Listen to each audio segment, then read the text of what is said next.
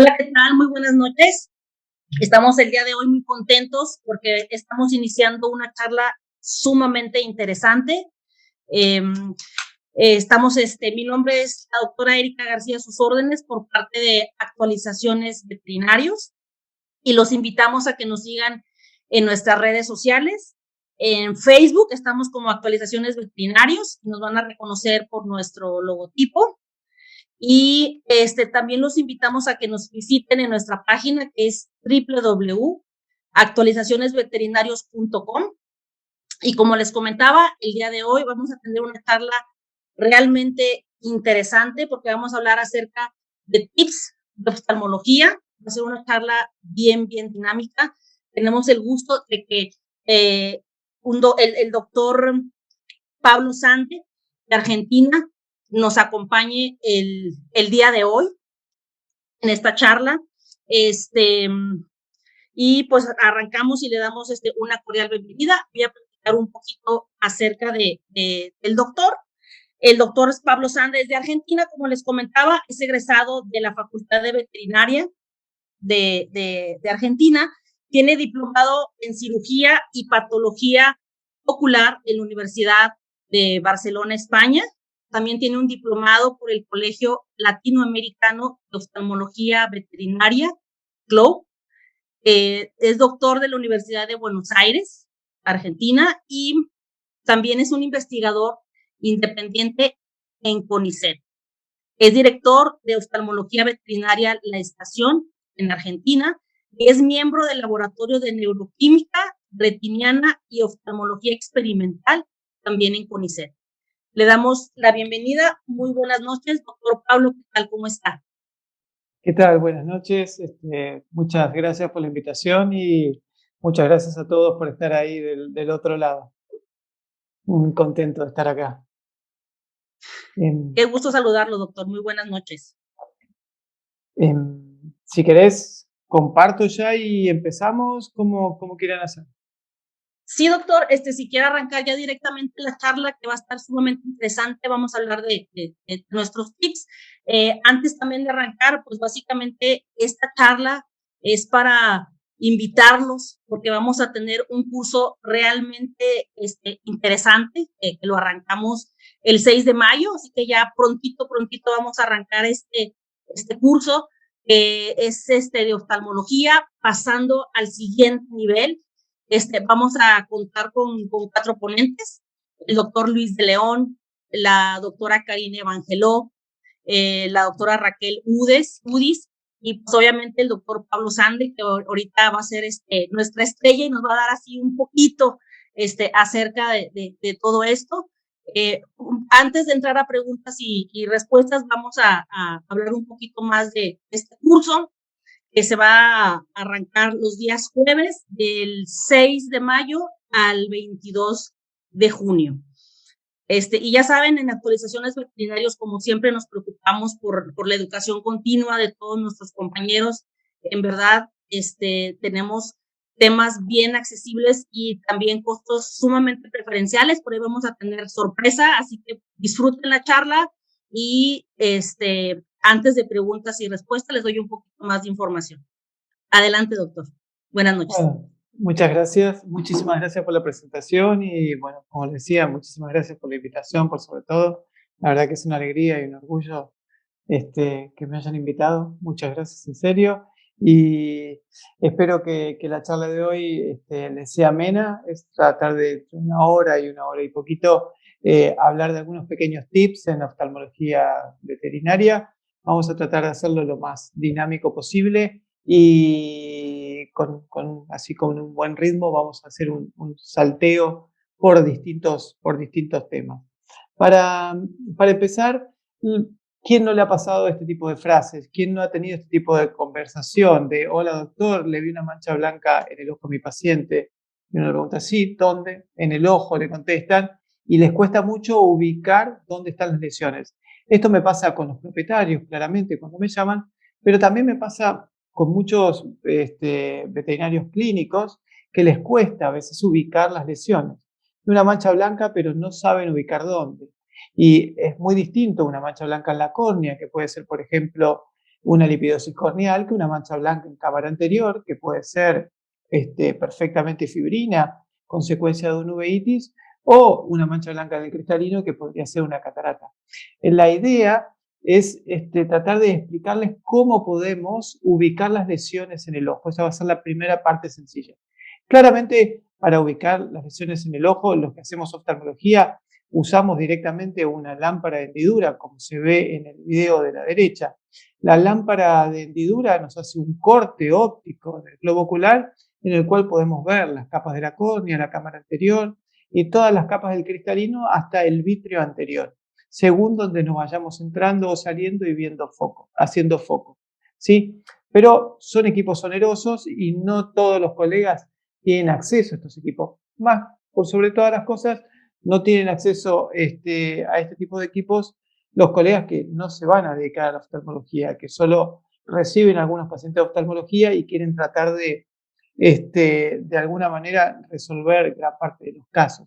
Parte de los tips que vamos a ir viendo en esta noche es eso, es cómo resolver por lo menos parte de los casos de oftalmología sin tener que terminar en el especialista y resolverlos bien, por supuesto. Entonces, como no vamos a tener una lámpara de hendidura y lo más probable es que lo que tengamos sea una luz de punto o una luz puntiforme, que puede ser una linterna, como se muestra en la foto, puede ser a veces hasta la luz del celular o en algunos casos la luz del otoscopio, una pequeña luz puntiforme. Como solo vamos a tener eso en la clínica, sobre todo como les decía, lo que hacemos clínica, la idea es explicarle cómo darle provecho, cómo poder utilizar bien es este tipo de lámparas. ¿Cómo poder utilizar esto y poder de esta manera ubicar las lesiones en el globo ocular?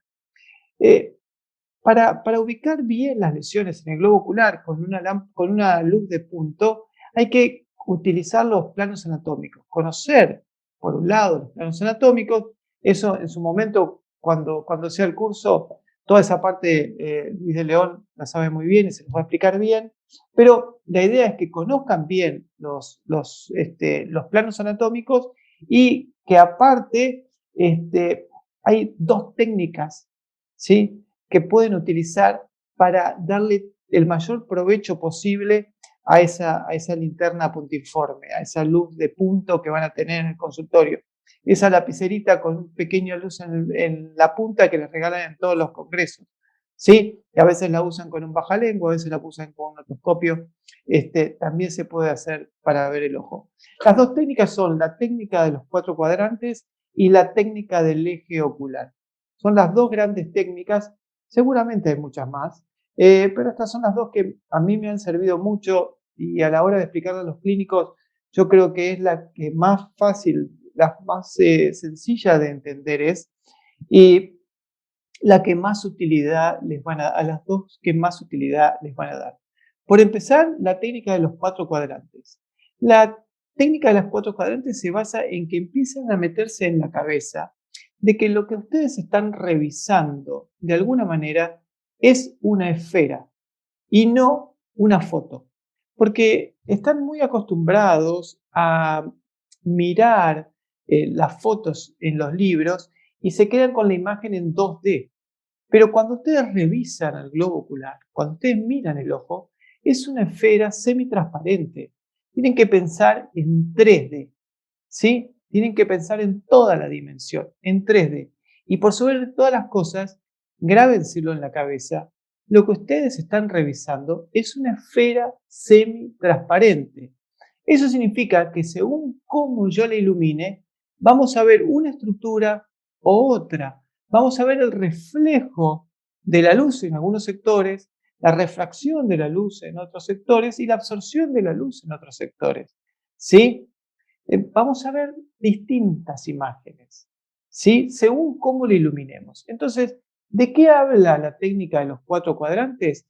La técnica de los 4 cuadrantes dice, yo me pongo apago las luces, bajo las luces, para revisar el globo ocular hay que bajar las luces un poco y ver en penumbra. Si ustedes tienen las luces del consultorio muy prendidas, todo muy prendido, lo único que van a ver es el reflejo de esas luces sobre la córnea y no van a poder ver nada más. Se van a perder millones de diagnósticos. Entonces, me atenúan las luces, bajan las luces del consultorio para que no haya demasiado ruido lumínico externo, las bajamos un poco, nos ponemos enfrente a nuestro paciente y lo iluminamos de costado. Esa sería la posición 1. Ahí vamos a ver ciertas estructuras. Después de hacer eso, nos ponemos nosotros de costado y lo iluminamos de frente. Ahí vamos a ver otras estructuras. Después nos seguimos poniendo de costado y lo iluminamos desde la otra punta, de tal manera que la luz cruce toda la cámara anterior y nos llegue hasta nosotros. Por último, 2 cosas más. Nos seguimos de costado y lo iluminamos desde nuestro mismo lado y nos ponemos de frente y lo iluminamos de frente. Háganlo los pasos que quieran, pero la idea es iluminarlo desde 3 puntos distintos y observarlo desde 3 puntos distintos según la iluminación. Con esas iluminaciones cruzadas y directas que vamos a hacer, vamos a poder armar en esa esfera semitransparente y ver distintas estructuras, ¿sí? Entonces recuérdenlo, ilumino de frente y me coloco de frente. Sigo de frente e ilumino de costado. Después me pongo de costado e ilumino de frente. Y después sigo de costado, ilumino desde el mismo lado y ilumino del lado opuesto. ¿Sí? Para ver toda la esfera semitransparente. Fíjense, por ejemplo, en los ejemplos. Este es el mismo ojo que según cómo lo ilumine, en la foto de la derecha estoy iluminando de frente y viéndolo de frente, y en la foto de la izquierda estoy iluminándolo de costado, perdón, iluminándolo de frente y iluminándolo de costado y viéndolo de costado. Y vemos otras estructuras distintas.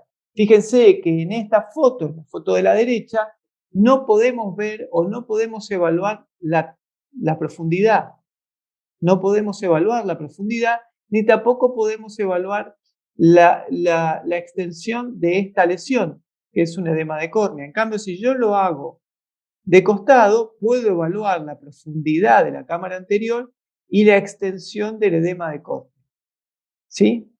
En esta foto, si yo ilumino en esta punta, por retroiluminación, estoy viendo el iris en este sector. Fíjense cómo acá estoy viendo la lesión, el edema de córnea, y por retroiluminación, ¿sí? O iluminación indirecta, mejor dicho, en este caso estoy viendo el iris, ¿sí? Fíjense que vemos estructuras distintas. Acá, por ejemplo, el iris no lo puedo ver por cómo estoy iluminando, pero puedo ver la profundidad de la cámara anterior y puedo observar también en detalle cuánto abarca el edema de córnea que estamos viendo en este sector. Miren esta imagen. Si yo miro este paciente de frente, lo único que veo es una mancha blanca que no puedo tener demasiado bien ubicada donde está. Eso puede ser fibrina en cámara anterior perfectamente o puede ser una lesión en la córnea. No podría ser en la zona del cristalino porque tapa el iris. Entonces ahí ya estoy usando los planos anatómicos. Ahí estoy diciendo, no, pará, si me tapa el iris, esto tiene que estar por delante del iris. Así que si está por delante del iris, tiene que estar en cámara anterior o en la córnea, ¿sí? Pero si lo miro de costado, entonces me doy exactamente cuenta dónde está. Me puedo dar cuenta que está sobre la córnea y que encima que todo el iris está yendo a adherirse a esa zona que en esta foto de la derecha no lo veía, ¿sí? Fíjense cómo tengo dos imágenes totalmente distintas de lo que está pasando.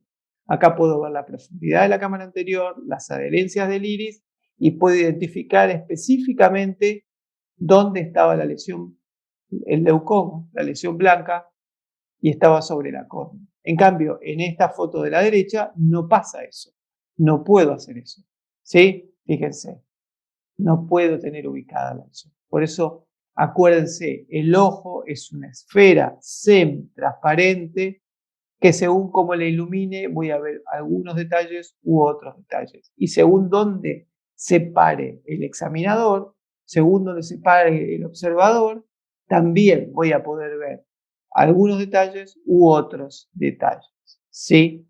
Fíjense, por ejemplo, si yo lo ilumino de frente y me pongo de frente, este ojo no parece tener ningún problema. Pero si yo me paro de frente y lo ilumino de costado, ahí sí empiezo a ver los problemas. Fíjense la pupila y fíjense que se ve una estructura acá, que es una lente intraocular que está corrida, que está subluxada. ¿Sí? Lo que están viendo acá es un paciente de cirugía de cataratas ya de mucho tiempo que se luxó la lente intraocular que le pusimos. ¿Sí? Pero si yo lo miraba así no veía nada.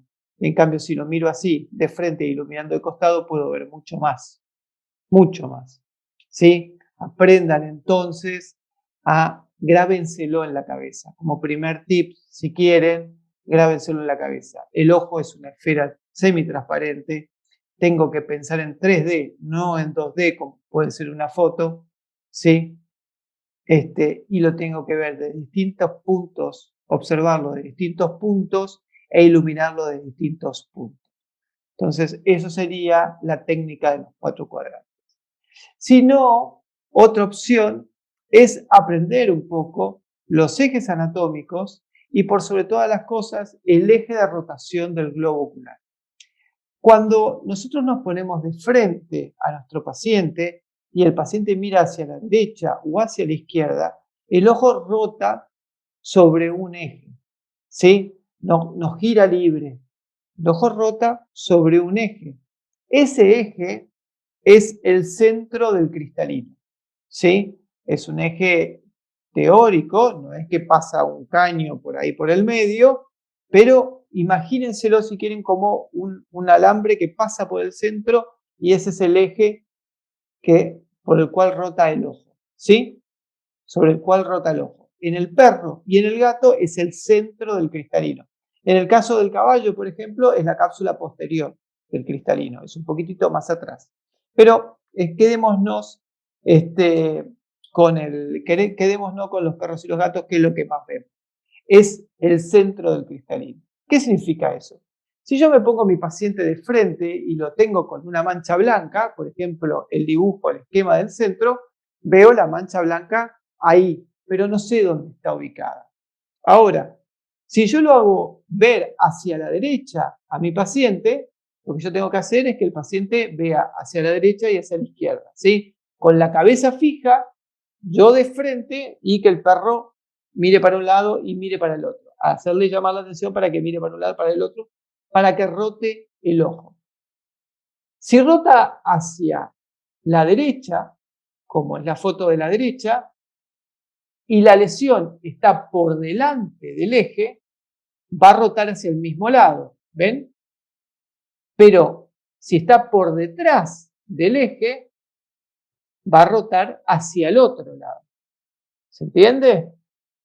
Fíjense, acá está el dibujo del eje, el rojo es el iris, lo que está en negro es el cristalino, para darle la visión 3D, lo negro acá es la pupila, y acá tenemos uno de los ejes y el otro eje de rotación. Entonces, si la lesión está acá, si la lesión está por delante del eje, rota hacia el mismo lado que el ojo. Si la lesión está por detrás del eje, rota hacia el lado opuesto. Lo mismo pasa si mira hacia el otro lado, como la foto de la esquema de la izquierda, ¿sí?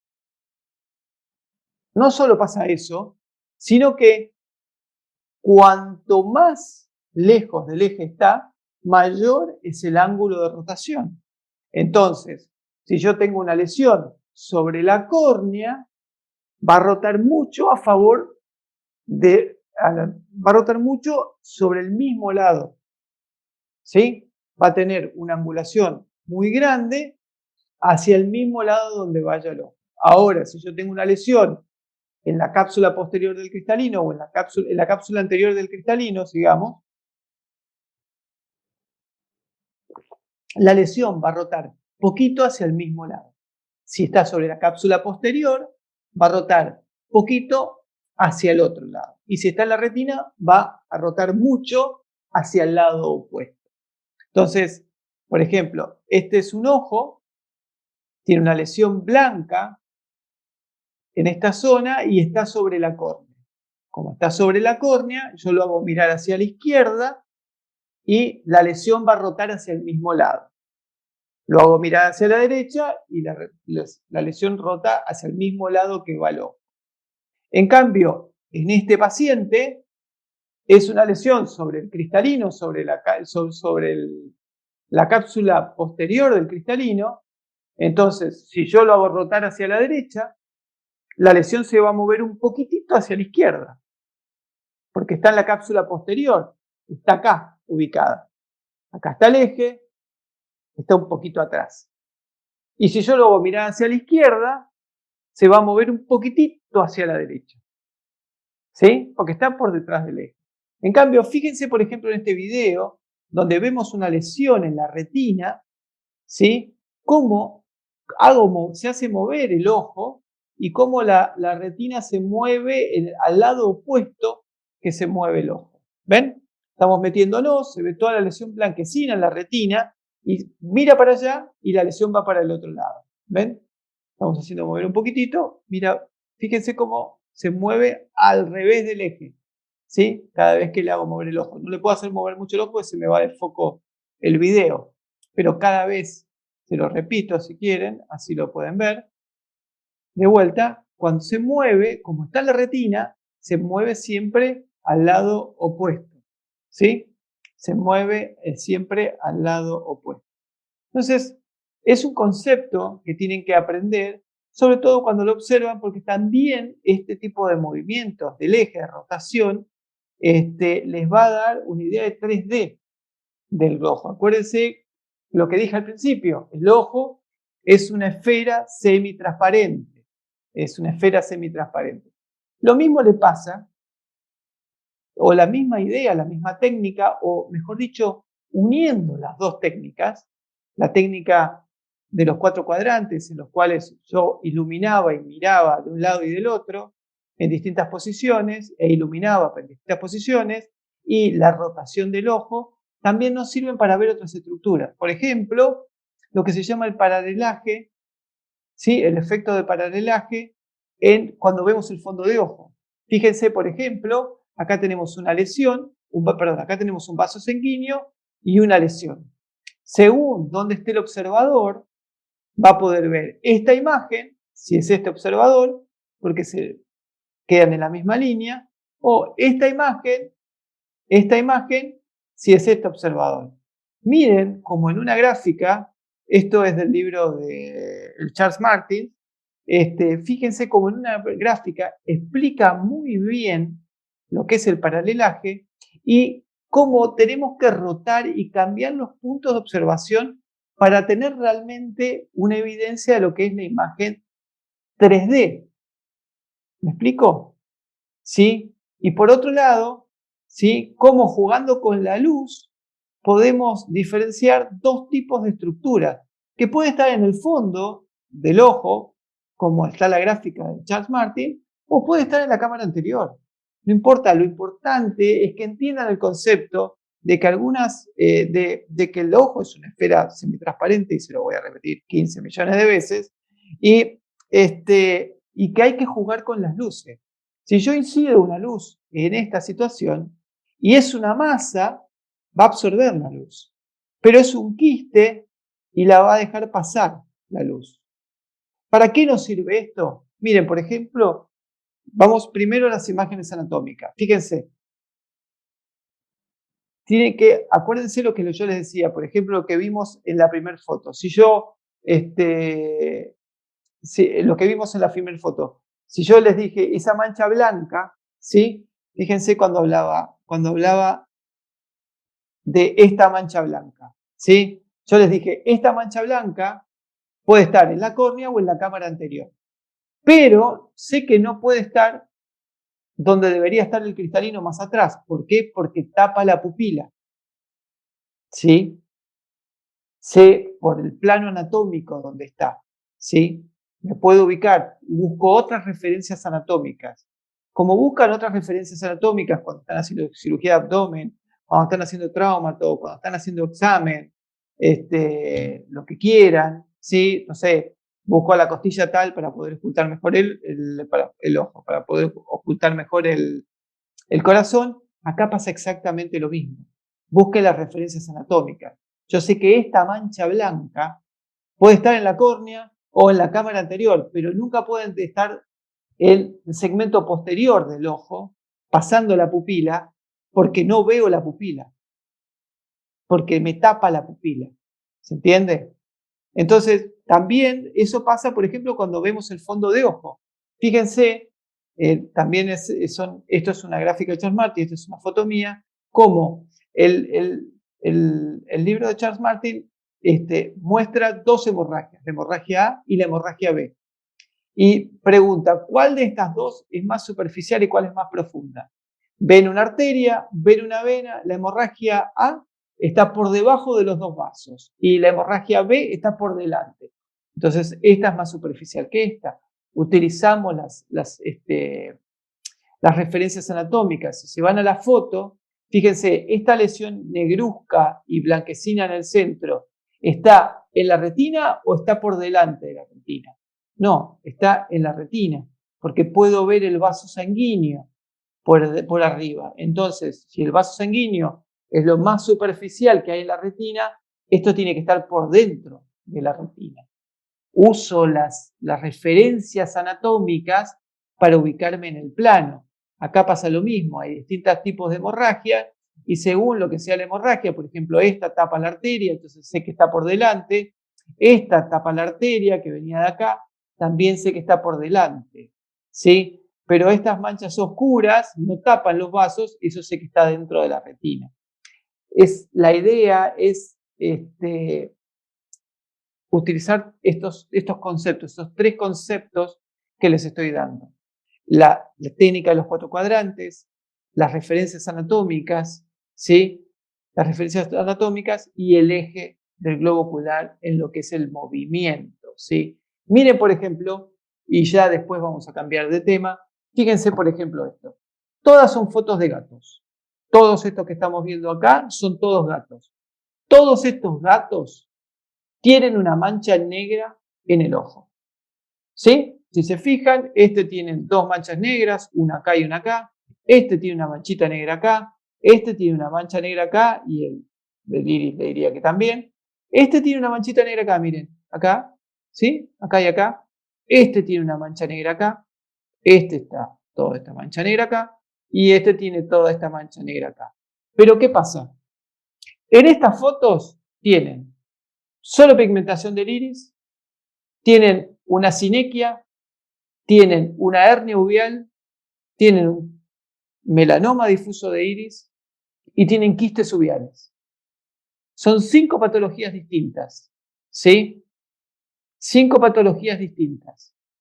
Y solo la pueden reconocer simplemente viendo las fotos o haciéndole lo que yo les digo, buscando las referencias anatómicas, por un lado, mirándolo desde los distintos lados, ¿sí? Y por sobre todas las cosas, hacer el movimiento de las luces que nos va a dar iluminación directa, retroiluminación, ¿sí? Y con eso nos vamos a dar cuenta. Por ejemplo, estos dos que están acá, si yo les hago retroiluminación, son translúcidos, igual que estos. Y pueden estar sueltos acá o en la cámara anterior. Fíjense qué tan translúcido es este, que se nota bien dónde está la pupila, porque acá se pone un poquito más opaco y acá se pone bien translúcido como saqué la foto. Estos son quistes de iris.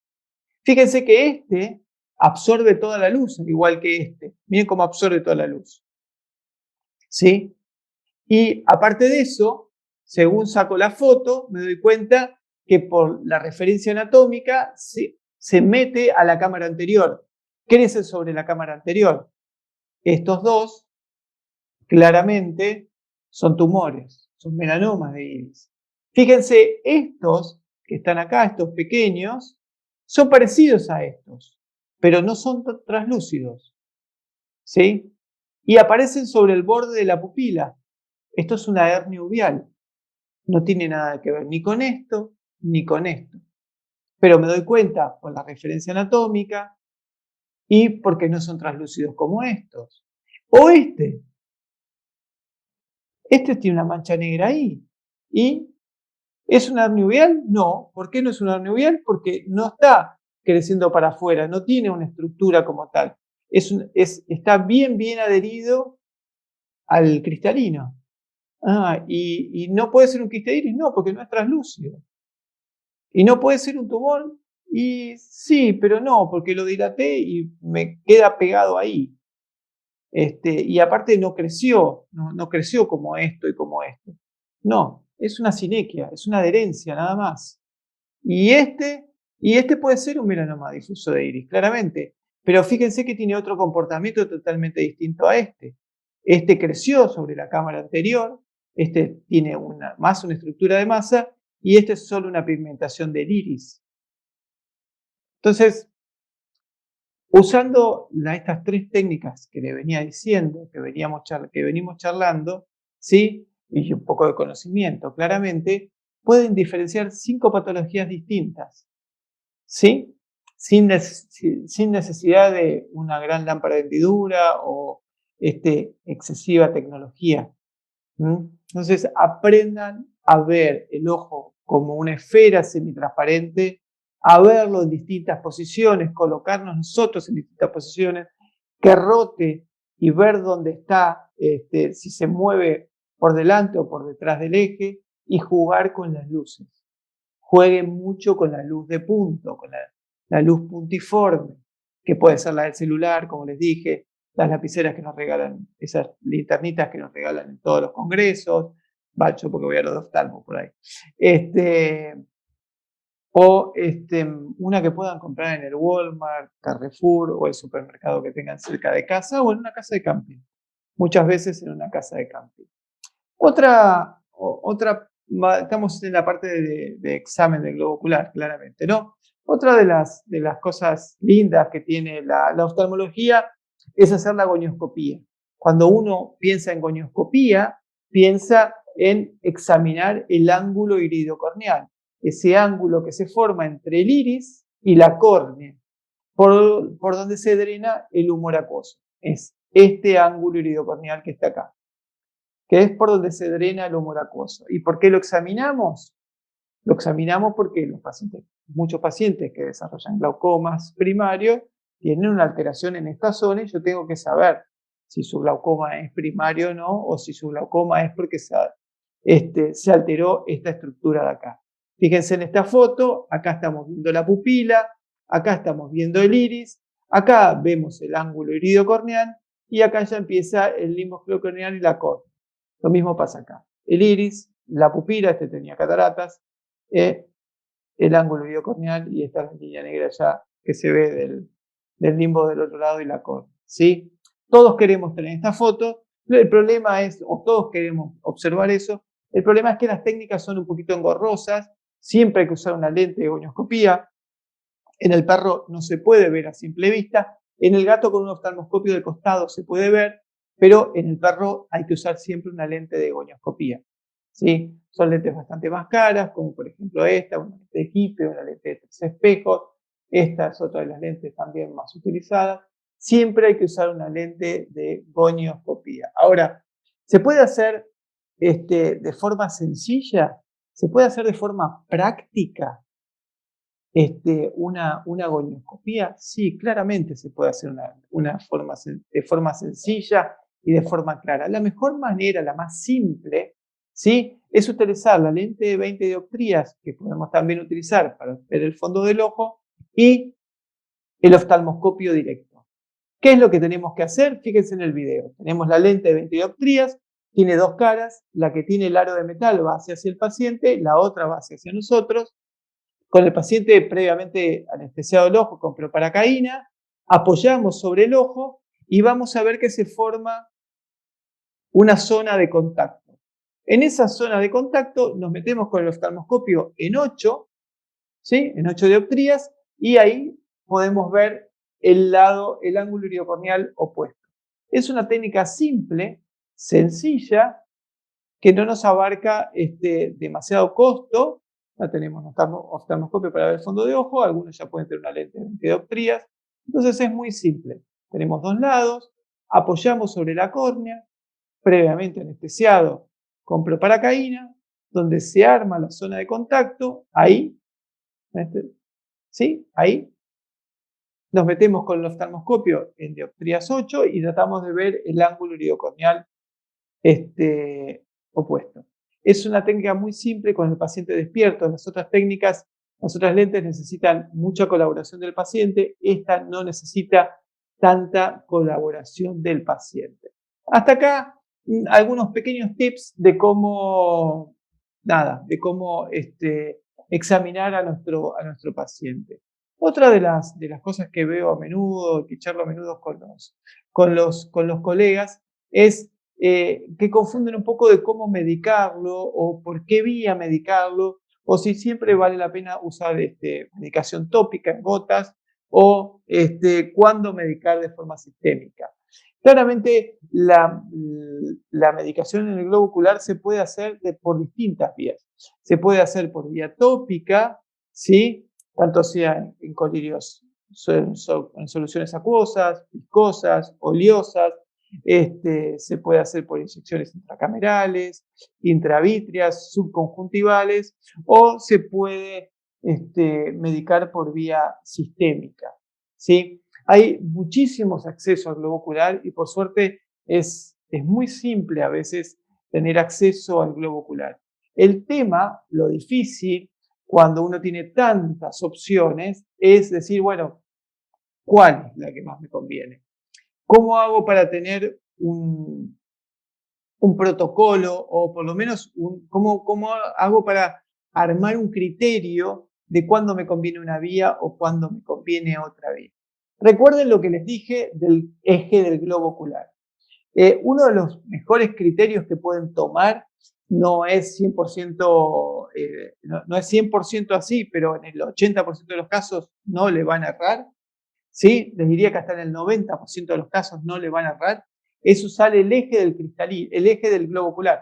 Acuérdense lo que les decía, el eje del globo ocular nos dice cómo es el eje de rotación y pasa por el centro del cristalino.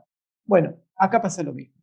Este eje nos divide el ojo en dos estructuras, el segmento anterior y el segmento posterior, que no tiene que ver con la cámara anterior, cámara posterior, segmento posterior. Es el segmento anterior y el segmento posterior, ¿sí? O sea, por delante del cristalino y por detrás del cristalino, si ustedes quieren. Ahora bien, por delante del cristalino, la medicación es tópica. Si yo tengo una lesión, una enfermedad, lo que sea, y quiero medicarlo, y está por delante del cristalino, la medicación tiene que ser tópica, en gotas. Tanto sea ungüento, tanto sea soluciones acuosas, tanto sea soluciones viscosas. En cambio, si está por detrás del cristalino, la medicación, para no errarle, tiene que ser sistémica. Puede ser oral, puede ser inyectable, lo que ustedes quieran. Pero si yo tengo una úlcera de córnea, me conviene usar tópico. Si yo tengo una vitreitis, una inflamación del cuerpo vítreo, me conviene usar sistémico. Tratar de medicar una corioretinitis con tópica es imposible, no llega a la medicación. Yo tengo una inflamación de la retina. Digo, le tengo que dar un antiinflamatorio. Perfecto. Se lo doy en gotas tópicas, la cagué. no llego nunca a la retina. ¿Sí? Yo tengo una inflamación de la córnea y en vez de darle le voy a dar un antiinflamatorio, pero se lo doy sistémico y sí, va a llegar, va a tardar y encima voy a embarcar todo mi paciente. Por ahí lo llené de corticoide un paciente para tratar un vaso sanguíneo en córnea. No tenía sentido. Eso hay que hacerlo tópico.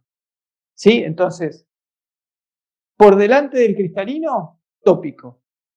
Por detrás del cristalino, sistémico. En el 90% de los casos no le van a dar. Después tiene otras alternativas, sí, las subconjuntivales, las subtelonianas, las intravítreas, intracamerales, pero esas ya son más para especialistas. Quédense, desde el punto de vista del clínico, quédense con la idea de por delante del cristalino tópico, por detrás del cristalino sistémico. ¿Hay algunas diferencias? ¿Hay algunos tips que se pueden utilizar para esto también? Sí. Recuerden que, por ejemplo, hay algunas medicaciones, por sobre todas las cosas, la doxiciclina, que llega a una buena concentración en las glándulas de meibomio y una buena concentración en la película lagrimal. En algunos pacientes que son inmedicables y que yo necesito tenerlo con medicación tópica, puedo utilizar doxiciclina sistémica para que la lágrima, al tener una buena concentración de doxiciclina en la lágrima, me sirva como colirio tópico, si quiere, ¿sí? El uso de algunas medicaciones sistémicas como la doxo nos ayuda muchísimo en pacientes que no son accesibles a medicarse.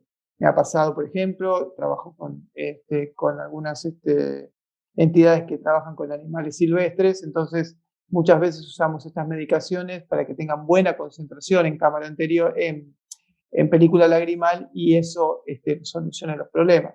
Por ejemplo, he tenido que medicar globitos marinos, entonces los medico directamente con doxiciclina, o algunos otros animales que les ponemos la doxiciclina directamente en la comida, animales salvajes, silvestres, para que tenga una buena concentración en la película lagrimal o en las glándulas de meibomio. Y eso también soluciona el problema. Es ese otro 10%, si quieren, de lo que veníamos charlando. Pero como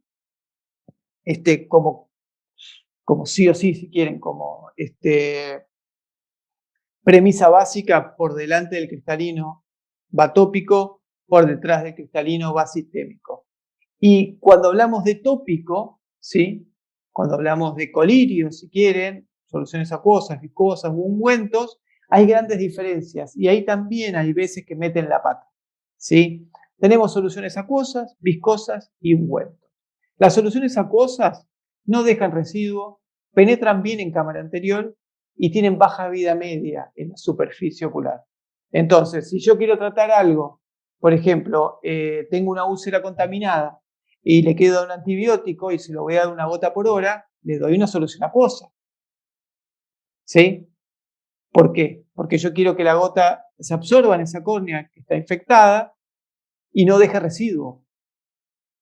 ¿Sí? Si yo le doy un ungüento por hora, a las 5 horas tengo un desastre en la córnea, porque está lleno de residuo de ese ungüento.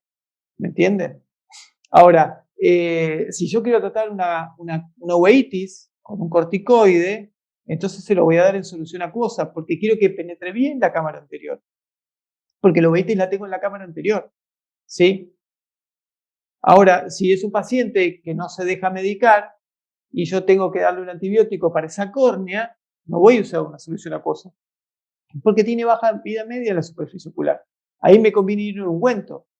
Las soluciones viscosas tienen mayor vida media en la superficie ocular y los ungüentos mucho más todavía. Entonces, si yo lo quiero medicar en intervalos más largos, porque no se deja, por lo que ustedes quieran, entonces me voy más a soluciones viscosas y ungüentos. ¿Sí? Pero si yo quiero medicar la cámara anterior, no. Uso soluciones acuosas, porque son las que penetran bien en la cámara anterior. Ahora, por ejemplo, yo tengo un problema de párpados. Tengo un paciente que operé, hice una cirugía de párpados, le operé y sé que tengo miedo que me queden los puntos tocando. Entonces le voy a dar un ungüento, porque el ungüento me va a separar esa córnea de los párpados. Yo tengo un entropion y quiero medicar, y un entropion con una úlcera secundaria, y quiero medicarlo antes que llegue a cirugía. Le voy a poner un ungüento para que me separe esa córnea de esos párpados, ¿sí? Entonces, las soluciones acuosas no dejan residuos, penetran bien en la cámara anterior y tienen baja vida media en la superficie ocular. En cambio, las viscosas tienen mayor vida media en la superficie ocular, mala penetración en la cámara anterior, y los ungüentos ya directamente no penetran en la cámara anterior, tienen una larga vida media en la superficie ocular y nos ayudan a aislar la córnea de esos párpados. Son pequeños tips, pequeñas cosas sencillas que nos van a ayudar a la hora de decidir qué tipo de medicación utilizar. Lo mismo veo con los corticoides. Por lo menos acá en la Argentina, se ve bastante error en el concepto de los corticoides. Tenemos dos grandes grupos de corticoides, si quiere. Yo puse 4 para que tengan ejemplo, pero hay varios más. Los que son corticoides de superficie, que no penetran cámara anterior, y los que son corticoides ya directamente que penetran bien en la cámara anterior. Si yo tengo una hidrocortisona o una betametasona, no va a penetrar tanto en la cámara anterior. En cambio, si yo tengo una dexametasona y una prednisolona, sí van a penetrar tanto en cámara anterior. ¿Cuál es la diferencia? Si yo tengo un problema de conjuntiva, una conjuntivitis, uso hidrocortisona y betametasona, porque son de superficie. Ahora, si yo tengo una uveitis, una inflamación de la uvea en la cámara anterior, no uses una hidrocortisona, porque no va a llegar nunca. Por ahí dijiste, no, pero le voy a poner, el doctor dijo que había que ponerle solución acuosa, porque eso penetra bien en la cámara anterior y yo tengo una uveitis. Esa la hiciste bárbaro. Ahora, después la solución acuosa era con hidrocortisona y la cagaste. No entró nunca en la cámara anterior, porque la hidrocortisona no es para eso, es un corticoide de superficie. En esos casos, dexa o prednisolona. Entonces, si tengo una uveitis, dexa y prednisolona. Si tengo una conjuntivitis, hidrocortisona y betametasona. Son corticoides de superficie. Aprendan a dividir corticoides de superficie y corticoides de cámara anterior. Aprendan a ver lo que le dan, ¿sí? Al paciente. No son lo mismo los corticoides. Hay una gama enorme de corticoides en oftalmología. Algunos sirven para una cosa y otros sirven para otra. Aprendan a leer y saber qué corticoide le están dando, porque se ven muchos errores en la vida diaria, por lo menos acá en la Argentina, ¿sí? Hasta ahí entonces un poquitito hicimos un pequeño popurrí de farmacología, si se quiere. Ahora, ¿cómo me doy cuenta que mi paciente tiene un entropion? Es otra de las preguntas que me hacen y es otro de los tips que me gusta siempre contar, que me gusta siempre charlar. Cuando el paciente tiene todo el párpado enrollado, viene el Sharpei con todos los párpados enrollados y el cartel que dice tengo un entropion, no me operes de apéndice, eso lo conocemos todos, ¿sí? Eso lo reconocemos todos. El problema es reconocer esos entropion que si no lo opero me dejan muy mal parado, porque voy a seguir dándole gotita, gotita, gotita hasta que llegue otro colega y lo opera y lo termine de curar. Y si no era y lo opero, me va a quedar peor todavía, voy a quedar mal parado peor. Entonces, ahí en esa pequeña decisión, ¿cómo hago para darme cuenta si ese paciente tiene un entropion o no? En esos entropion sutiles. No el Sharpei que viene con el cartel. Tengo un entropion, no me operen de apendicitis. Lo primero es que tienen que ver la posición relajada del párpado. No lo agarren, no lo estiren, porque si ustedes lo estiran, como la foto de la izquierda, lo único que van a lograr es ustedes sacar el entropion al hacerle un pequeño lifting con la mano, como es la foto de la izquierda, ¿sí? Esta mano está estirando todo porque lo estoy agarrando de la oreja y le estoy haciendo un pequeño lifting acá, sin querer, estirándolo, y ya no voy a ver más el entropion. Entonces, lo primero es cómo lo agarran. Lo ideal es tratar de verlo relajado. No siempre se puede, está clarísimo, pero tratar de verlo relajado para poder ver bien la posición del párpado. Lo otro, hay dos técnicas que los pueden ayudar a diferenciar un entropion. La primera técnica es lo que se llama la técnica de la fluoresceína y la otra técnica es la técnica del pellizco o del posicionamiento. En cuanto a la técnica de la fluoresceína, es una técnica muy sencilla. Es poner, abrir el párpado, abrir los ojos, poner una gota de fluoresceína sin que toque los párpados, solo una gotita de fluoresceína sobre la córnea y cerrar los párpados. Que el paciente cierre solo los párpados.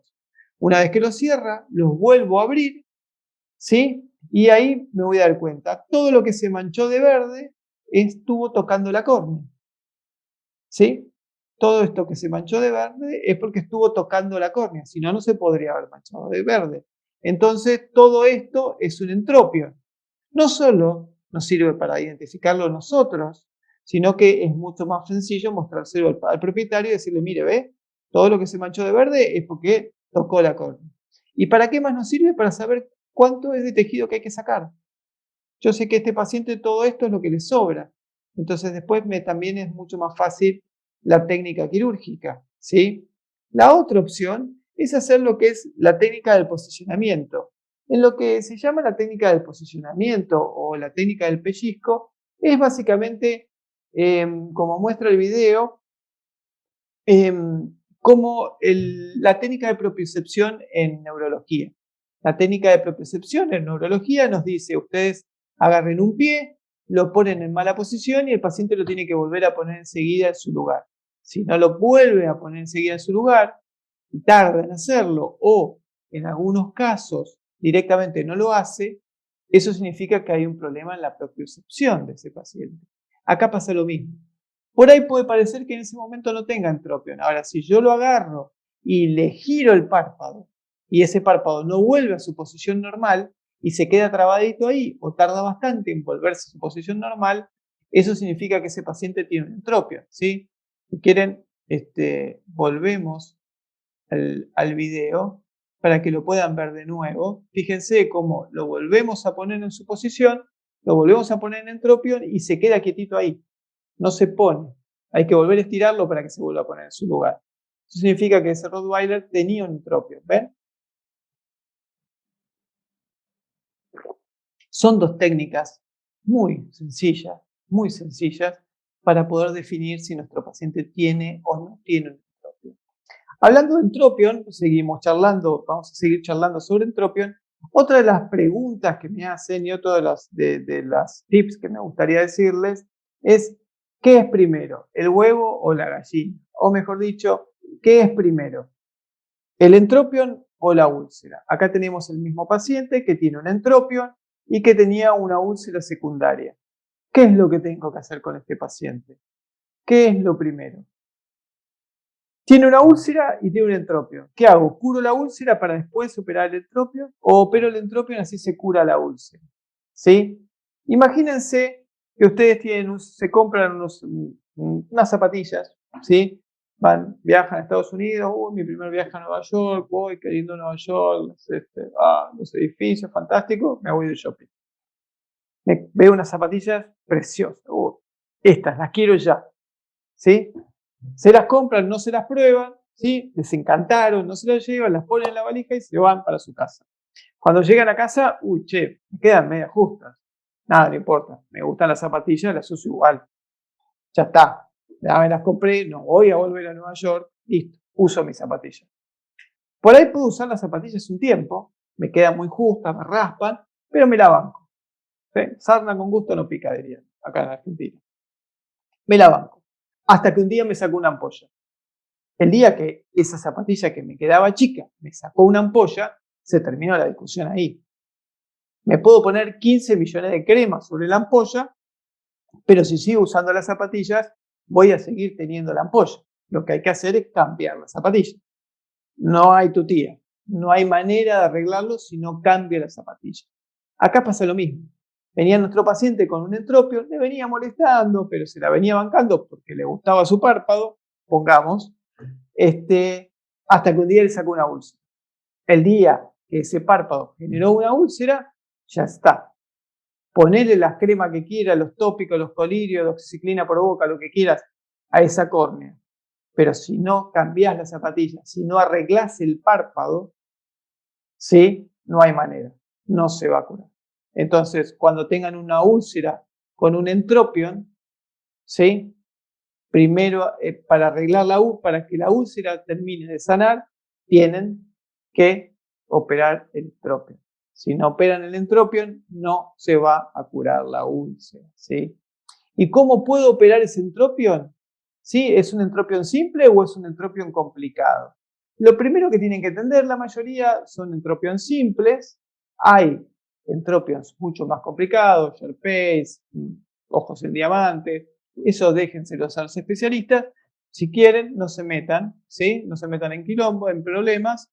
Pero los entropions simples son fáciles de operar. No deberían ser muy complicados.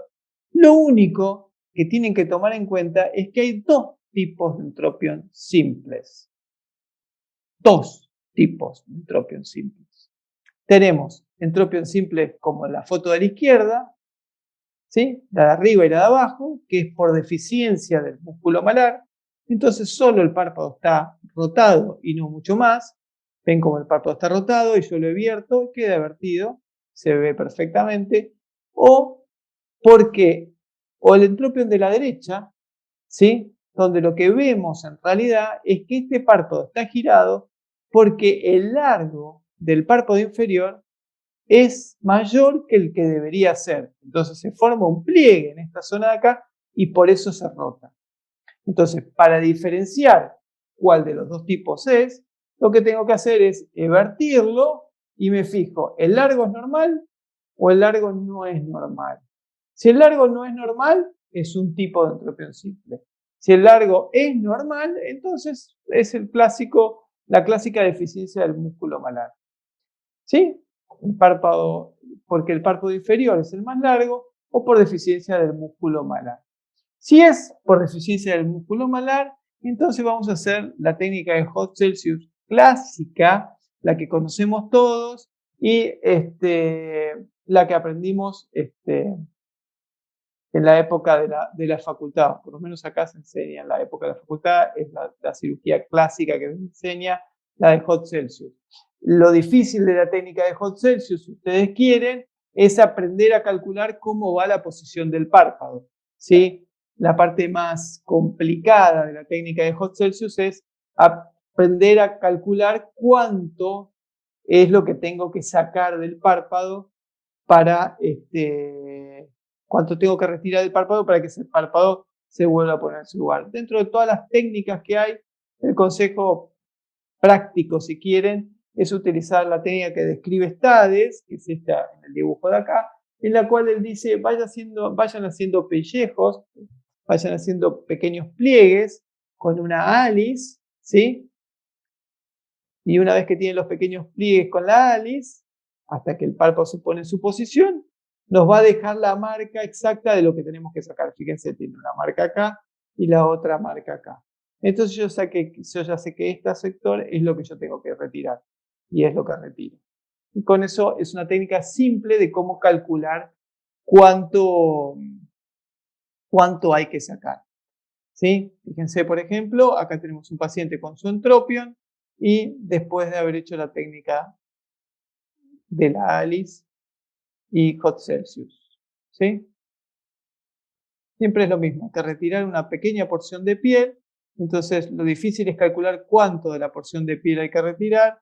La manera más fácil es con la ALICE. Vamos haciendo pliegues con la ALICE y nos quedan las dos marcas, una acá, y sabemos que tenemos que retirar esta zona del centro. Acá retiramos la zona del centro y acá tenemos entonces el ejemplo, un entropión clásico y el otro ya resuelto.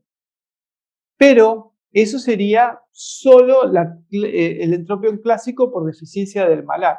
Ahora, no es la única. Fíjense, por ejemplo, si yo evierto a este paciente con el dedo, hay un ectropión. ¿Por qué? Porque el largo del párpado inferior es mayor y se forma un pequeño pliegue. Entonces, en este entropión, yo no lo puedo corregir como una Hot-Celsius, porque me quedaría así. Lo que tengo que hacer es retirar este pliegue que se está formando. Fíjense, acá pasa lo mismo. Este es en el entropión. Si yo trato de estirarlo hacia abajo como una Hot-Celsius, me va a quedar un ectropión. Lo que hay que hacer es retirar este pliegue que se está formando.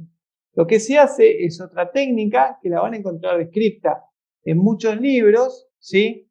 Se retira una porción en B, como cuando sacan un tumorcito de párpado, y también se hace el Hot Celsius, ¿sí? Las dos técnicas a la vez, ¿sí? No solo con Hot Celsius vamos a poder corregir estos pacientes. Hay que retirar una pequeña porción de párpado.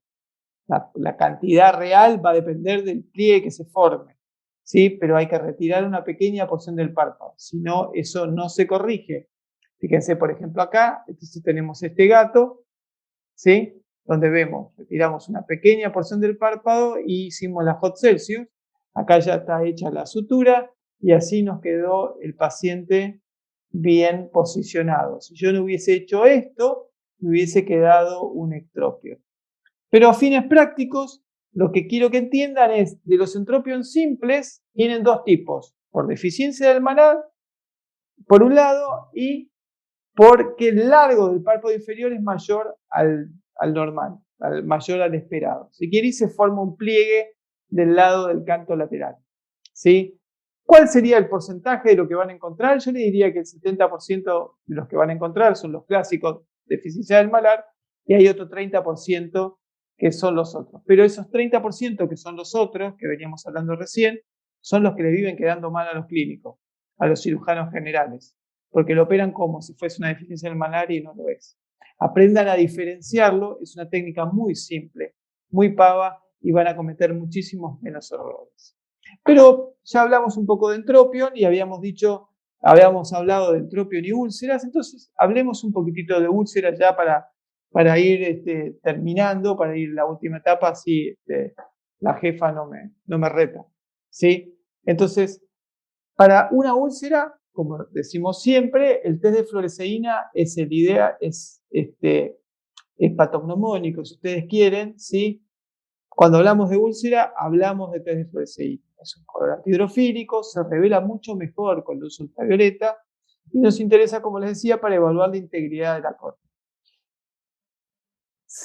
La fluoresceína, ya lo deben saber todos, esta parte se las voy a pasar muy rápido, 2 o 3 cosas.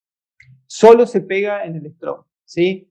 Cuando hay epitelio no, solo cuando hay estroma, cuando hay membrana de Descemet no. Entonces, si yo tengo una mancha verde porque falta el epitelio, hay una úlcera, ¿sí? Hasta ahí lo tenemos todos claro. Recuerden 2 cosas que son importantes para mí. Lo primero es la membrana de Descemet no se tiñe, ya se lo deben haber dicho 10 millones de veces. Pero por sobre todas las cosas, la cicatrización corneal es centrípeta, nunca centrífuga. O sea, que se cicatriza desde afuera hacia adentro, nunca de adentro hacia afuera. Y la inervación corneal es superficial, no profunda. Entonces, si yo tenía un paciente de este estilo, con su mancha verde en el centro y muy dolorido el ojo, y lo mediqué y a la semana viene así, con un halo verde alrededor nada más, o no se tiñe y no le duele, ojo, puede ser que esto se esté profundizando, porque no le duele, porque las capas profundas no tienen buena inervación, y no se tiñe del centro porque la membrana de Descemet no se tiñe. Prestenle mucha atención, acuérdense, las úlceras profundas no duelen, duelen solo las superficiales, y la cicatrización es centrípeta, nunca centrífuga, ¿sí? Por favor. Por otro lado, se revela mucho mejor con luz ultravioleta, ¿sí? Se revela mucho mejor con luz ultravioleta. Si no tienen luz ultravioleta, una amiga millennial, Nati, le mando un saludo, una colega que trabaja en la Argentina, que es colombiana, pero trabaja en Argentina, en el Ecoparque, me enseñó que el celular puede tener luz ultravioleta. Le pueden bajar este tipo de aplicaciones y pueden tener la luz ultravioleta con el propio celular. Cosa que yo no sabía, y es otra opción. ¿Sí? Si no tienen ese pequeño detector de billetes falsos, si no tienen una lámpara de Wood en el consultorio, pueden bajar este tipo de aplicaciones de luz ultravioleta en el celular, bajar un poco las luces y van a ver mucho mejor la fluoresceína, ¿sí? Es un pequeño detalle que aprendí hace no mucho tiempo, y estoy muy agradecido a Nati, que me lo enseñó y me dejó regulando. Es más millennial que yo estoy más viejito, entonces en algunas cosas me pasan por arriba. Pero esta es una buena opción. Lo otro es que la fluoresceína se puede contaminar. Se contamina muy fácil con Pseudomonas. Fíjense estos puntitos verdes de acá y estos puntitos verdes de acá. Este puntito verde acá. Se contamina muy fácil con Pseudomonas.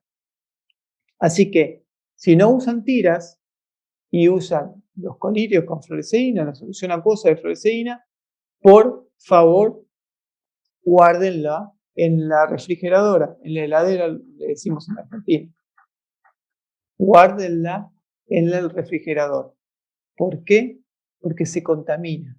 Si se contamina, ¿sí? Van a causar ustedes más daño que lo que realmente quieren, que lo que realmente quieren evaluar. Así que por favor, recuerden que la fluoresceína se contamina con Pseudomonas. Siempre tiene que estar en la heladera y en el refrigerador.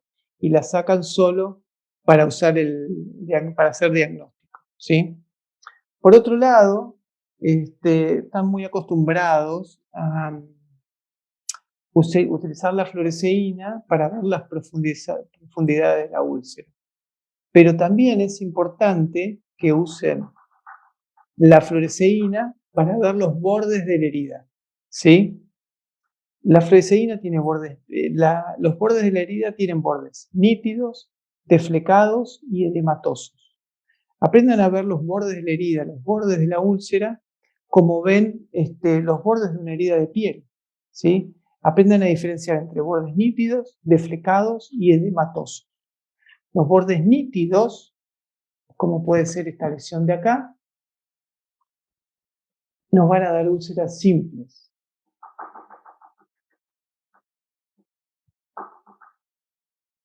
Los bordes deflecados, como pueden ser esta lesión de acá,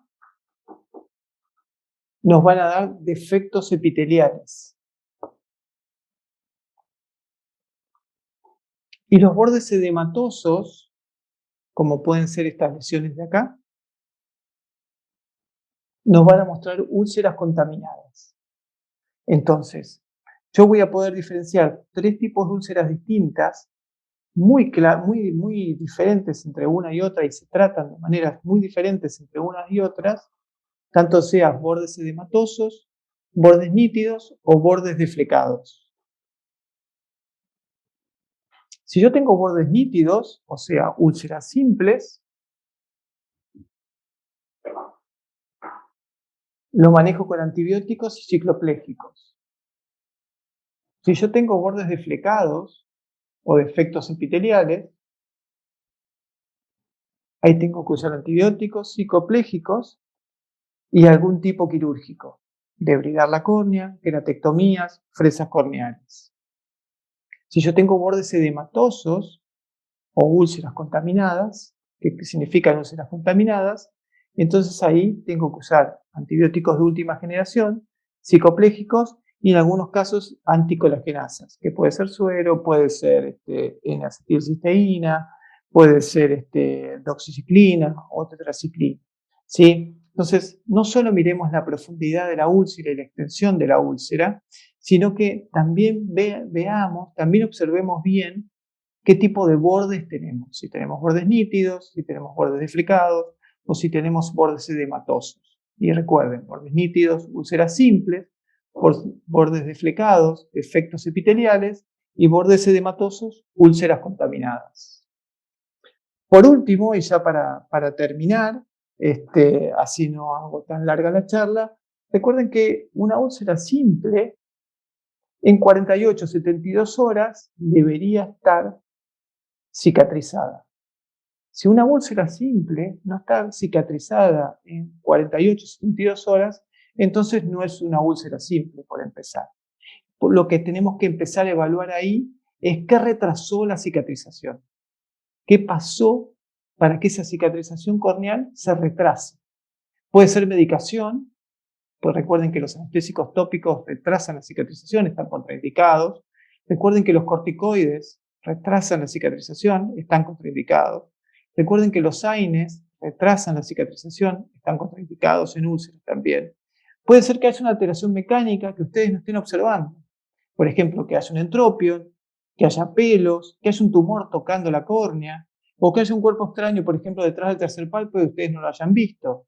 Entonces, también busquen una alteración mecánica. O puede ser un problema del paciente. Los pacientes diabéticos no cicatrizan bien sus úlceras. Los pacientes hipotiroideos tampoco cicatrizan bien sus úlceras. Algunas razas desarrollan tipos de lesiones corneanas que no desarrollan otras razas. Por ejemplo, la úlcera del boxer, ¿sí? O en algunos otros casos, alteraciones propias del ojo, como pueden ser los defectos epiteliales, las degeneraciones cálcicas, o algún otro defecto particular de ojo, por ejemplo, una queratitis seca, algún otro defecto particular del ojo, ¿sí? Entonces, si nuestra úlcera, entre comillas, simple, no cicatrizó bien, fijémonos a ver qué es lo que pasó. Por ahí le erré con la medicación, le di un anestésico tópico, un corticoide, un AINE. Por ahí hay una alteración mecánica. Por ahí es el paciente, diabético, hipotiroideo, la raza, un PAG.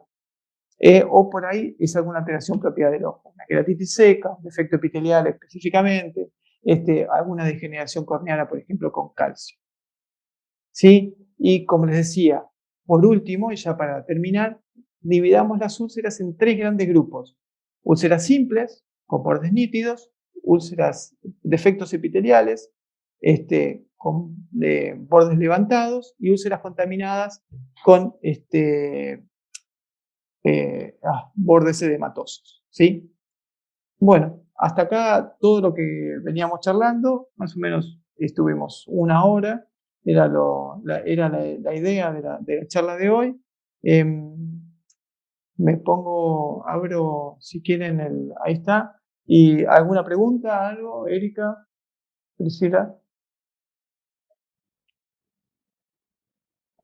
Definitivamente, doctor, muchísimas gracias por tantos tips. Creo que todos los médicos, ¿verdad? En nuestra clínica diaria nos llegan definitivamente pacientes así, y pues muchos le sacamos la vuelta, ¿verdad? A esos perros ojones, a los pugs, a los shih tzus, y decimos, ay, madre mía, ¿verdad? Nos llegan a veces para una estética, para algo, y ni los voltees a ver, ¿verdad? Porque ya los ves feo y traen ahí algo, ¿no? Y definitivamente hemos recibido comentarios muy positivos. Queremos saludar, tenemos gente conectada de México, de Argentina, de Guatemala, de Ecuador, de Uruguay, de Paraguay, de Perú y de Bolivia. Y muchos médicos están comentando que quieren más charlas como esta, que están muy prácticas, que están contentos. Y bueno, esto es solamente una pequeña probadita de lo que vamos a tener en nuestro curso. Obviamente vamos a profundizar un poco más. Y la idea es que muchos de nosotros perdamos ese miedo, ¿verdad?, a la oftalmología, que nos animemos a diagnosticar de manera apropiada, de manera adecuada, y que también aprendamos, ¿por qué no?, a derivar ya en casos más complicados, ¿no? Pero verdaderamente usted nos dio unos tips bastante interesantes. Sí tenemos algunas preguntas, pero antes de entrar a las preguntas, quisiera darle la bienvenida a la doctora Priscila Carrillo, que nos acompaña también aquí por parte de Actualizaciones Veterinarios, para que nos hable un poquitito acerca de este curso que va a estar fabuloso. Y usted, doctor, si quiere tomar más agüita, y prepararse para las preguntas. Gracias. Doctora Priscila, muy buenas noches, ¿qué tal? Hola, buenas noches, Erika. La verdad, bien contenta y aprendiendo todavía más en oftalmología. Y como bien dices, la verdad, súper contenta de ver aquí al doctor Pablo Sende y que bien práctico todo lo que nos dio, porque es la realidad. Como tú dices, todos los días nos llegan estos chaparros y ni modo que digamos que nuestros pacientes no tienen ojos. Todos hay prioridad con ellos. Entonces, es cierto, tenemos pacientes, que tienen esos ojitos que muchas veces nosotros les sacamos la vuelta, no queremos a veces ni tocarlos, no queremos a veces ni siquiera bañarlos, porque sabemos que nosotros podemos incluso también de repente cometer por ahí un error, pero que también hay muchas cosas que el cliente, a él se le hace normal, porque muchas veces dice, es que es porque es ojón, es porque no cierra bien sus párpados, es que siempre ha tenido esas manchitas, es que siempre ha tenido esas comezones o cosas por el estilo, y realmente no es normal, y muchas veces le sacamos, como tú dices, la vuelta, pero qué bueno, y la verdad ahorita me complace el poderlos invitar al siguiente, ahora sí, proyecto que tiene actualizaciones veterinarias y que me da mucho gusto formar parte del equipo, que también hemos sido parte de los ponentes, y que en este curso de oftalmología veterinaria que se llama Pasando al siguiente nivel, es en aquellos donde a veces nosotros ya sabemos hacer un poquito más en lo que es la consulta de la clínica oftálmica básica y que tenemos que aprender el siguiente paso. ¿Cuáles son los siguientes pasos? Desde ver las complicaciones, desde ver parte de las cirugías, desde ver otro ángulo las patologías, desde ver en otro ángulo lo que es esta consulta oftálmica. Y que la verdad súper práctico porque vamos a tener tanto al doctor Luis de León, a la doctora Karime Abangeló, a la doctora Raquel Udis de España y obviamente a nuestro querísimo el doctor Pablo Sende de Argentina, y que son súper mega amables y son súper estudiados en esta materia y que nos van a ayudar. Y que la verdad, actualizaciones veterinarias siempre me ha gustado participar con ellos en proyectos porque se preocupan, porque el médico veterinario, hoy que tenemos esta pandemia, nos sigamos capacitando, nos sigamos educando día tras día, porque recuerden que elegimos una carrera que es una carrera en la cual tenemos que seguir estudiando todos los benditos días y que gracias a Dios esa carrera nos apasiona. En las diferentes ramas tenemos un abanico gigantesco y oftalmología es una de esas ramas y es algo que es una consulta que siempre la vas a tener ahí en la clínica. Siempre va a haber un paciente, si no es diario, de perdido vas a tener un paciente por semana, pero sí los vas a tener. Y lo padre de esto es que lo tengas que identificar y que puedas tú emitir el diagnóstico. Obviamente va a haber un grado, va a haber un nivel en el cual muy seguramente vamos a tenernos que apoyar con estos máster, con estos doctores, que obviamente tienen sus especialidades, para poder saber cuándo debes de remitir estos casos y cuándo tú también puedes ayudar en primera instancia a ese paciente. El curso inicia primeramente Dios el 6 de mayo y que la verdad van a ser clases en vivo durante una clase por semana, que la verdad van a estar súper prácticas y dinámicas y que la verdad acuérdense que actualizaciones pues tiene unos cursos que son súper mega accesibles. Entonces acuérdense que también están ligados con Conservet, entonces tienen un valor curricular, que eso también es muy bueno para ustedes y para seguirnos en determinado momento actualizando. Definitivamente, ¿no? Y también cómo vamos a poder aprender a ese miedo, ese temor de que, híjoles, no queremos tocar el ojo. Y como algo bien interesante que me pareció el doctor y que hizo sus diagramas de una manera bien sencilla es, conozcamos los medicamentos y a dónde van, si van a la cámara anterior, a la cámara posterior, cuántos días debo de esperarme para saber si voy bien en el tratamiento, ¿verdad? Porque hay veces que tristemente nosotros, en igual de ayudar, perjudicamos más a nuestro paciente, o le tenemos miedo a la cirugía y nada más le damos gotitas y le damos así un lubricante y ahí estamos, ¿no? Entonces estuvo muy padre eso de que fue primero, ¿verdad? Así como el gallo, el huevo, la gallina y demás. Entonces, la verdad, súper fabuloso. Bueno, no sé, voy a pasar con algunas inquietudes, algunas preguntas que he estado aquí checando. Si me permite, ¿me das nada más tantito, un minutito, corazón? Porque aquí nos mandan de que vamos a tener unas promociones. Vamos a tener 2 dinámicas. La primera, todo aquel que mande un correo, actualizaciones.veterinarios@gmail.com. Vuelvo a repetir, actualizaciones.veterinarios@gmail.com. Quiero mi beca. Les van a otorgar una beca del 20% sobre el full price de lo que es este curso. Y acuérdense que los cursos son súper mega accesibles. Y la segunda dinámica, esto es para 2 personas que se pueden ganar una beca al 100%. No van a pagar absolutamente nada y van a poder entrar al curso. Y esto va a ser, van a tener que entrar a la página de actualizaciones veterinarios y ahí va a estar las bases, el paso a paso de cómo se pueden ganar esas becas al 100%. Van a tener que por ahí publicar una foto con su mascota, la persona que reciba por ahí más like, y el día sábado se van a publicar los 2 ganadores de esas 2 becas. Entonces, Actualizaciones Veterinarias tiene esas promociones, yo espero que las puedan aprovechar. Para las becas del 20% solamente son 20 becas, así que manda ahorita tu correo, quiero mi beca del 20%, y primeramente Dios se te va a llegar. Me da muchísimo gusto volverlos a saludar, doctor. Un beso hasta allá, un fuerte abrazo hasta Argentina. Erika, muchas gracias y nos vamos a seguir viendo en estas plataformas. Cuídense y que pasen bonita noche. Muchas gracias. Gracias, muy buenas noches. Bueno, yo que me quería liberar de las becas, pero bueno, definitivamente sí. Tenemos estas fabulosas 20 becas. Recuerden mandar el correo a actualizaciones.veterinarios@gmail.com poniendo quiero mi beca del 20% y también visitarnos en nuestra página www.actualizacionesveterinarios.com para ver esta fabulosa dinámica y tener la oportunidad de tener una beca al 100%. Bueno, entramos propiamente en materia. La doctora Marlene Chávez pregunta, ¿se puede utilizar triamcinolona intravítrea?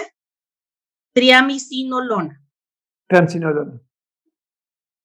A ver, el problema de usar los corticoides intravítreos no es el hecho de usar los intravítreos, sino los excipientes que tienen. Cuando usas corticoides intravítreos, por regla general se usan formulaciones específicas que no tienen tantos excipientes, que lo que daña ahí es el excipiente. El tema es para qué lo quiero utilizar.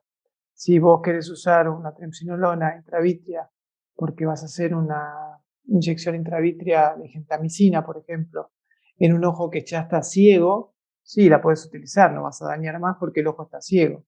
Ahora, si vos querés dar una triamcinolona intravítrea en un ojo visual, sí, ahí no te lo recomiendo. Ahí tenés que saber bien la técnica y usar combinaciones específicas que no tengan excipientes. Gracias. La doctora Cecilia Quiroga dice, ¿qué dosis se utiliza de doxiciclina? Yo uso 5 miligramos kilo cada 12 horas. Okay, la doctora Linosca Tapia dice, ¿cuán seguro es el uso de las ALIS? ¿De las? De las ALIS. De las pinzas ALIS. No, sí, súper seguro, muy tranquilo. Es una técnica muy simple, no trae grandes dificultades. No la inventé yo, está descrita en los libros hace bastante, pero es súper seguro, no hay manera de errarlo. El problema que puedes tener ahí es en los pacientes de párpado muy grueso, por ejemplo, los bulldog inglés, que no vas a poder lograr hacer ese pinzamiento porque el párpado es demasiado grueso. Pero en un Sharpei, por ejemplo, que es el clásico, no vas a tener problema. En un gato, por ejemplo, también es un párpado muy duro, también te va a traer alguna complicación. Pero no porque puedas dañar. Siempre y cuando vayas haciendo un pequeño pellejo y no termines estrangulando el párpado, ¿no? Pero bueno, es una cuestión de un poquito de delicadeza. Gracias. El doctor Lucas dice, ¿y puedo en casos graves hacer un mandil conjuntival? Sí, claro.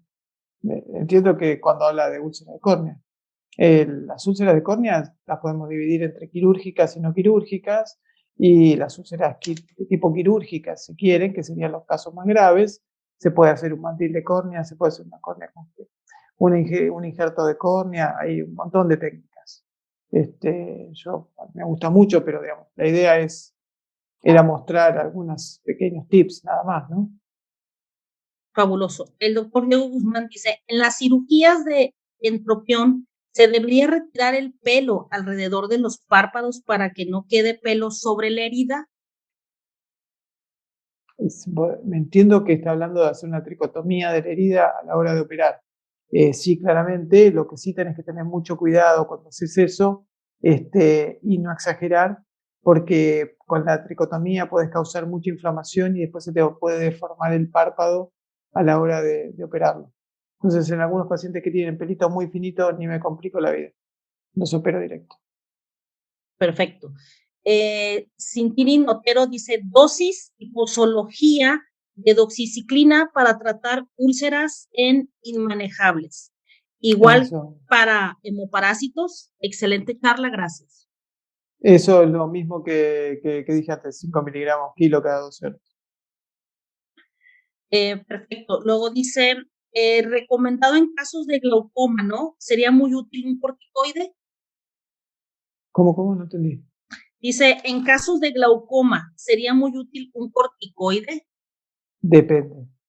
Depende del tipo de glaucoma. Si vos tenés un glaucoma inflamatorio, o sea, un glaucoma secundario, una uveitis, claramente sí es muy útil un corticoide. Si tenés un glaucoma primario, va a depender un poco de para qué se lo quieras dar. Si crees que vas a controlar algo del proceso que se está dañando el nervio óptico, sí lo podés intentar, pero básicamente sí es útil cuando el origen del glaucoma es inflamatorio. Perfecto. La doctora Adriana Guaglia dice, excelente charla, doctor Pablo desde Argentina, saludos. Quisiera algún tip de la queratitis superficial crónica. He visto unos cuantos en la clínica diaria. La queratitis superficial crónica, entiendo que habla del panus del ovejero alemán. A ver, yo lo que entiendo por queratitis superficial crónica es la queratitis del panus del ovejero alemán. El mejor tips que te puedo dar ahí es cómo hablas con los dueños. Tenés que hacerles entender a los dueños que es una enfermedad crónica y que el problema en esos pacientes es el sol. Yo suelo explicárselo con el ejemplo de la rodilla. Yo les digo, mire, si usted el lunes se golpea la rodilla y se le inflama, se va a tomar una aspirina y el martes va a estar bien. Ahora, si todos los días se va a golpear la rodilla y todos los días se va a tomar una aspirina, el domingo, cuando llegue el domingo, cuando termine la semana, va a tener la rodilla totalmente inflamada de todos los golpes de la semana y una úlcera en el estómago por la aspirina. En el panus del ovejero alemán pasa exactamente lo mismo. Vos le podés dar la mejor medicación que haya en el mundo, pero si sigue estando al sol, es como golpearse la rodilla todos los días. Perfecto. Eso sería el mejor tip que le puedo dar. El lo que más me doctor, sirve. sí, gracias. El doctor Jackie Andino dice, un paciente cachorro sin evidencia de conjuntivitis con epífora, ¿es siempre taponamiento de conducto nasolagrimal? No, el ¿O 10%. ¿O qué sugerencia de diagnóstico puede ser? No, el 10% de esos pacientes es obstrucción del conducto nasolagrimal. Dejen de tratar a los oftalmólogos como plomeros, diríamos acá. Solo el 10%. Tenés que empezar a mirar. Muchos tienen conjuntivitis foliculares, muchos tienen entropio medial, muchos tienen distiquias. Hay que revisarlo. El mejor consejo que le puedo dar es no hagan la fácil de decir, solo es una obstrucción del conducto nasolagrimal. Eso son solo el 10%. El doctor Nelson Escalante dice, saludos, doctor Pablo, desde Arequipa, Perú. Qué lindo Arequipa, como la extraño. Es una linda ciudad. En el caso de úlceras, ¿qué medicación va primero? ¿El antibiótico o el ciclopégico? ¿Y cuánto de diferencia entre uno y otro? No, ahí no importa la droga, ahí importa la combinación que estés usando. Vos tenés que poner siempre primero los que se absorben más rápido y después los que se absorben más lento. Si vos tenés dos colirios, uno es en solución acuosa y el otro es una solución viscosa, siempre lo ideal es poner primero la solución acuosa y después la viscosa. Porque la viscosa se va a absorber más tarde, va a tardar más en absorberse. Si lo haces de esa manera, con esperar 10-15 minutos basta y sobra. Ahora, si primero vas a poner un ungüento y después querés poner la solución acuosa, y por lo menos vas a tener que esperar media hora.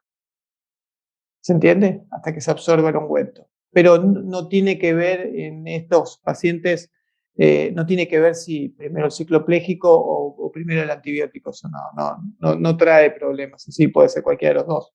Lo que tenés que mirar es la solución en la cual está cada uno. Perfecto. La doctora Silvia Ruchet, una consulta, ¿qué tan efectivo es el adherimiento de las pestañas por estar en contacto con la mucosa ocular. El Adherimiento, así como que si se pegan las pestañas sí. Creo que es lo que, a ver si entendí bien. Lo que pasa es, cuando vos querés, por ejemplo, ver las pestañas, cuando vos ves las pestañas, sobre todo en los pacientes, por ejemplo, los golden o los labradores o los cocker, que tienen tosis palpebral y entropion del párpado superior, y las pestañas empiezan a tocar la córnea, lo que vas a ver son las pestañas que se peinan, se ponen húmedas y se peinan, como si fueran pequeños, pequeños pinceles de pintura, ¿sí? Si vos ves todas las pestañas secas y en paralelo, sabés que ese párpado no puede estar tocando la córnea nunca. Ahora, si vos las ves húmedas y peinadas en triángulo, es porque ese párpado está haciendo el efecto de pincel. Se está mojando con la córnea y cuando vuelve a su posición normal, peina las pestañas. Entiendo que eso es lo que dice, lo que está diciendo. Es una manera de diagnosticar o de darte cuenta si el párpado superior está generando un entropio o no. Creo que pregunta eso. No. Okay. El doctor Luis David Utrilla Molina dice, un ojo seco por baja producción lagrimal, ¿sería la causa del ojo opaco o hay algo atrás del padecimiento? No, eso depende de la raza. Claramente un ojo seco te puede dar un ojo opaco, eso puede pasar, pero no todos los ojos opacos, todos los ojos que tengan opacidad en la córnea, pigmento en la córnea, creo que está preguntando específicamente, son por un ojo seco. Vos podés tener pigmento en la córnea, por ejemplo, en un panus del ovejero alemán y no tiene nada que ver con una queratitis seca. Vos podés tener un pigmento en la córnea, por ejemplo, en los PAC, y los PAC no siempre, cuando tenés pigmento, tenés ya instalada una queratitis seca. Después, muy probablemente, esos PAC desarrollen queratitis seca, pero no al principio. Vos podés tener pigmento en la córnea en un gato y no tiene nada que ver con una queratitis seca, es un secuestro corneal. O podés tener pigmento en la córnea en un perro y ser un melanoma epivulvar, por ejemplo. No es tan directo. Claramente, todas las queratitis secas, o la mayor parte de las queratitis secas, mejor dicho, van a terminar con pigmento en la córnea. Pero no siempre ver pigmento en la córnea es queratitis seca. Perfecto. El doctor Eric García dice, buenas noches, causas o consecuencias de enrojecimiento alrededor de la pupila. Causas o consecuencias de enrojecimiento alrededor de la pupila. Es una uveitis. Es la única. Me entiendo que lo que me está nombrando es una rubiosis de iris y eso es una uveitis. Es una inflamación de la uvea. Si vos ves que la uvea se está enrojeciendo es porque hay inflamación. Muy bien. Ani Torres dice, en úlceras en las cuales no hay una buena cicatrización, ¿la utilización de procedimiento con Alger-Bruch se pudiese utilizar? Sí, el Alger-Bruch se utiliza en un tipo de úlcera específico, que son los defectos epiteliales espontáneos crónicos o las antiguas úlceras del boxer. Porque la idea del Alger-Bruch es liberar todo el epitelio mal adherido y liberar el estroma superficial. Se utiliza para eso en ese tipo de úlceras. Pero, por ejemplo, si vos tenés una úlcera que no te termina de cicatrizar nunca, porque no te diste cuenta y el paciente era diabético, ¿sí? Como puse en la última diapositiva, ahí el Alger-Bruch no te va a servir. La fresa corneal, para poner un nombre más sencillo, no te sirve porque el problema ahí es que el perro es diabético. O si tenés una úlcera que no termina de cicatrizar porque el perro es hipotiroideo y desarrolló una queratitis seca, dale con la fresa corneal las veces que quieras, pero el problema es que es hipotiroideo y tiene una queratitis seca. No te sirve ahí el Alger-Bruch. El Alger-Bruch sirve en lo que es úlcera de córnea específicamente para los defectos epiteliales, defectos epiteliales espontáneos crónicos. Y córnea no va en algún lado, pero nunca me acuerdo dónde. Siempre Audrey me reta. Porque tiene una aplicación específica. Sirve para otras cosas el Alger-Bruch, pero hablando de úlcera en particular. No sé si dio la explicación. Muchas gracias, doctor. Bueno, definitivamente terminamos con las preguntas. Estamos, pues muy contentos, muy agradecidos, por su charla esta noche. Y Muchas bueno, gracias. por último, recordarles que este curso vamos a arrancarlo el 6 de mayo, terminamos el 22 de junio, vamos a estar los días jueves y recuerden que vamos a tener pues 4 ponentes súper fabulosos que además tienen una química y una dinámica entre los 4 que hacen un equipo fabuloso y en verdad así como esta práctica que tuvimos el día de hoy nos van a pasar tips que podemos estar aplicando pero inmediatamente en nuestra clínica diaria y vamos a poder entender y comprender más esto de la oftalmología. Entonces, si quieren su beca, definitivamente manden el correo, por favor, a actualizaciones.veterinarios@gmail.com y digan, quiero mi beca. Muy buenas noches y muy contenta y agradecida con usted, doctor. Muchas gracias y en serio muchas gracias por la invitación para esta charla en particular y para participar en el curso. Muchísimas gracias, en serio.